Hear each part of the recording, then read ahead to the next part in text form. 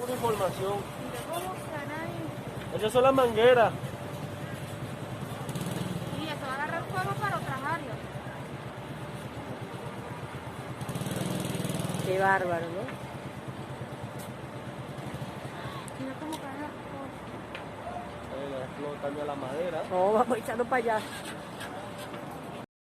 Ministerio de Educación. Miren lo que está quedando de él. Quemando todo ese edificio. No va a quedar nada, señor.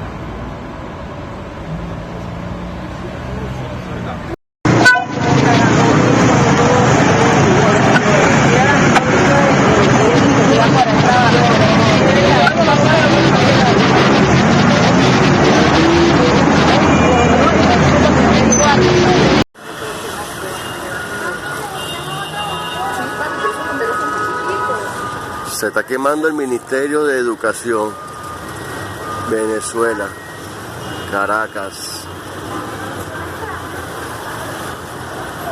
Ahora le irán a echar la culpa a los gringos, al imperio. Verga, vale.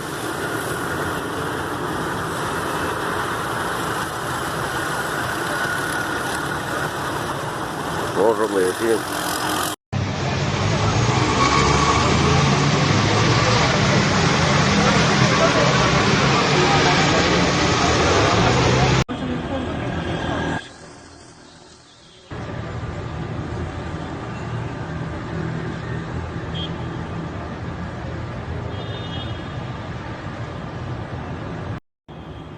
¿Qué pasa en el fondo? Que molesta.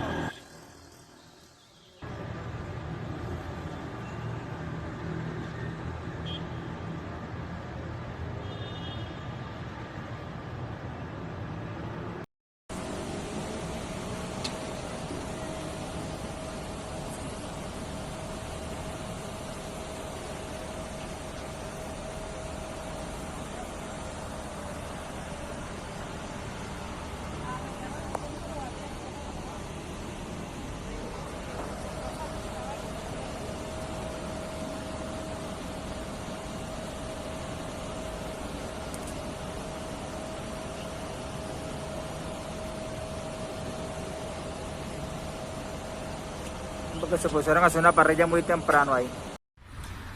Señores, buenos días. Hoy, jueves.